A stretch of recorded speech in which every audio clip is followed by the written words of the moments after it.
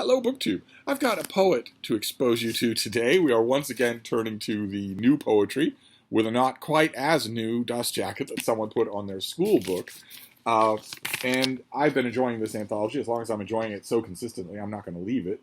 And you've been enjoying it too. A lot of you have been emailing me and leaving comments saying that you've never heard of the poets that I'm talking about or reading from, but that you do enjoy it. So why break it? Why fix it if it's not broken? So let's just keep going. And today's poet is George O'Neill, who died almost a century ago, and who was a bit of a Broadway darling. He died very young, and when he wasn't working on Broadway shows or plays or fiction, God forbid, he also wrote poetry. I'm going to read you two of his poems and rant about them just a bit, just in a friendly way. The first one we're going to read is called Fable. I led him on into the frosted wood. Stamping our feet beneath a larch we stood, breathing white edifices on the air, and nothing else was moving there. The branches hung as if they had not known a day when any little wind had blown. The snow above our heads wrought wondrously 1,000 gargoyles on a tree. Freezing, we waited by the frozen brook. Listen, I said, and hardly dared to look. A drift slid suddenly across the ice. A frigid hawthorn trembled twice. Then slowly through the brambles, marble-veined, a hoof, a haunch, a heavy shoulder strained. A head swung down into a glassy heap and smashed it with a sideways sweep. I could not hold my tongue. You see the horn? That twisted golden bone? The unicorn! I could not hold it back, and as I spoke, a splintered universe awoke. The thing was gone. You saw! I spun around to read his eyes. He kicked a knotted mound, and all the gargoyles tumbled on his head. I'm numb. I'm going home, he said. So on the surface reading of that poem, one friend takes another into a frozen wood in the middle of winter because presumably that friend has seen a unicorn in that same area before and wants to share the wondrous sight with his friend. They stand stamping their feet, freezing to death by a icy brook under a larch covered in snow, and eventually the enthusiastic friend sees the unicorn.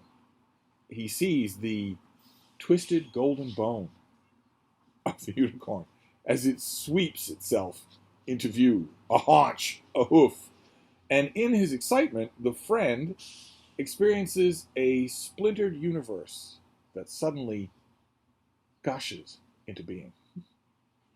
And suffused with that particular wondrous, poetic, shall we say, ejaculation, the narrator turns to his friend, who's freezing cold, whose stamping feet causes snow to dislodge on his head, who has seen nothing, and who is going home. So it's a touching little moment. There is, of course, another level on which you could read that poem. What exactly happened in that frozen wood? There's another level on which you could read that poem. It lends itself fairly openly to discussion. Whether you do or not is entirely up to you, but I think it might give you a little insight into our poet, into George O'Neill, into how handsome he was when he was in his late teens and early 20s, how charming he could be, and maybe what a trial he was to some of his friends. It's possible that you could read those things in. But let's read another one. This anthology, bless it, has 3 poems by George O'Neill. Good luck finding a poem of his in any modern anthology. But this next one is called Adam's Wonder. The amber morning floats a tree. This is insoluble to me, that boughs bear apples bronzen clear there in the shimmer of the year. Reason for this I have not found, that seeds pulled sunward in the ground, pressing the dark with airy shoots, should whirl up iron from burning roots.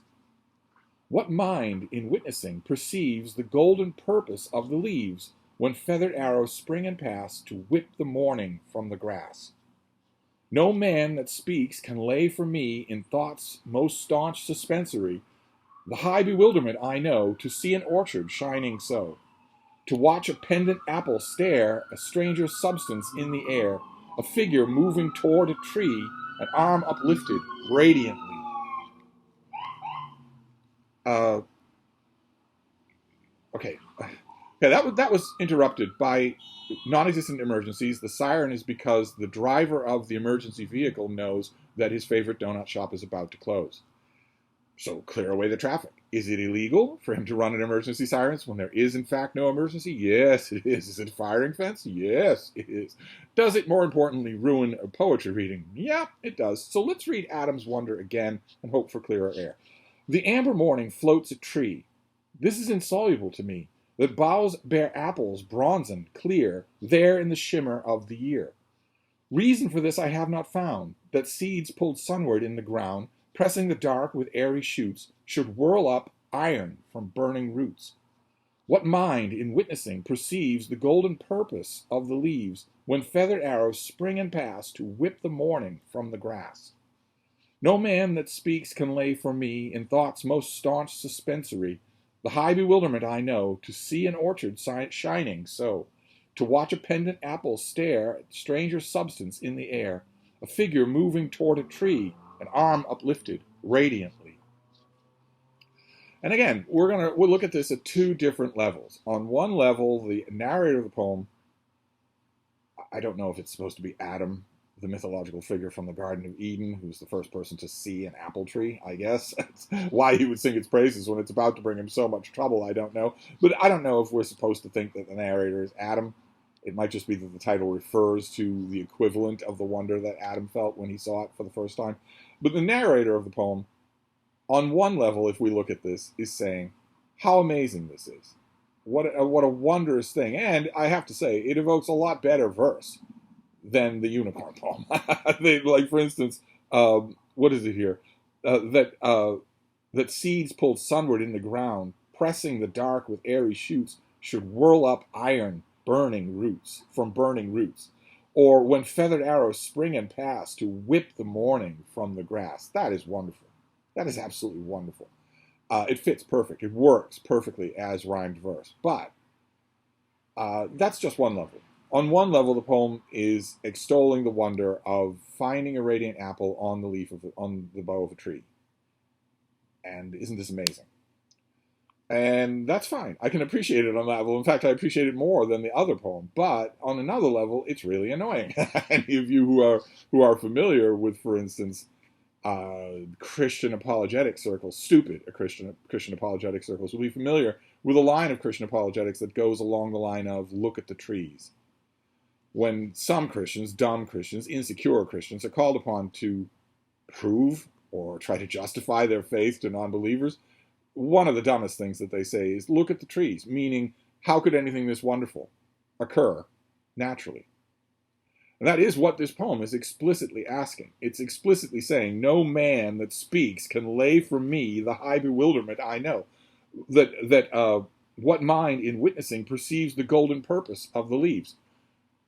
Let's keep in mind, just for overburdened reading here, that those are two different questions. No man that speaks can explain to you the wonder that you feel when you look at such a beautiful thing. That is absolutely true. No man can do that. No man should try. But what mind in witnessing perceives the golden purpose of the leaves? The leaves don't have a purpose. They aren't conscious. They don't have a nervous system. And if we even take a step back and ascribe to them some sort of purpose, it would have to be in air quotes. It would have to be a heavy, heavy air quotes. If we were to do that, then we know what that purpose would be. It's not hard to do. The mind, you don't need to ask what mind can perceive this. Any mind can perceive this. The purpose, again, heavy air quotes, is to bloom and blossom in order to absorb sunlight to proceed with photosynthesis. The purpose of generating fruits is an evolutionary adaptation to the fact that you know that animals will pick your fruits, eat them, and spread your seeds. It's simply that. It is simply a seed dissemination vehicle. Not anything more than that. It is a mindless outcome of purposeless evolutionary processes. I feel certain that when George O'Neill wrote this poem, that was extremely well known. I feel certain that when he wrote this poem, Gregor Mendel was long since gone to his eternal reward, which, by the way, is nothing. And yet he wrote it anyway. And he asked it anyway. These artsy fartsy, one might even say airy fairy questions. Anyone who can see a unicorn in a frozen wood warrants that kind of phrase. These kinds of questions never die. They just never die. Look at how beautiful this is. How could it possibly be bad? If a frozen apple from that same tree, if an early frost comes and the apples freeze hard, they freeze solid, and one of those apples detaches from its limb and crushes the eye of a child that's resting underneath it, well, is it so beautiful anymore? Is it really so beautiful anymore? Is that apple exquisitely beautiful when some animals, in addition to harvesting it and spreading its seeds, will also attack the tree in a way that even bark cannot prevent? It's a human judgment imposed on a natural thing. You could just as easily say that the two gigantic storms on Jupiter's surface are likewise beautiful. And so who could possibly explain to me why they're there? You wouldn't want to be in those storms. It'd rip you to shreds in less than a second. The look at the trees, I don't even want to call it an apologetic. The look at the trees fallback of dumb, insecure Christians has always bothered me, implying that not only can wonder and beauty not exist in the natural world without the very specific Christian God of their denomination, but that no one is allowed to perceive that beauty unless they first bend the knee to this invisible God. That kind of line of approach, that kinds of fallback is very popular in the American South, and it has always bothered me. And here it is in a poem. Adam's Wonder. But it's a nice poem. It's a very nice poem. George O'Neill is a very readable poet. Only 3 poems in this anthology, but I thought he was worth bringing to your attention. He died very young. I don't know that you would know any of his work. I'm not sure that maybe you might. You film buffs might be familiar with some of the work he did in Hollywood. But he's had no appreciations, no collected works, no biographies, no annotated editions, no nothing like that anywhere at any time in the last nearly 100 years. I think he died in the 1950s. There's been nothing at all, like everybody that we're encountering here, which may say that the editors of this volume, who are they, these blessed spinsters? Harriet Monroe and Alice Corbin Henderson. It may be that this is a testament to their poor judgment, that we're encountering so many people who are not only not anthologized anymore, but not remembered in any way. No one remembers George O'Neill at all. And he wrote a great deal of poetry, and it has its ups and downs, but it is worth remembering. It's worth reading.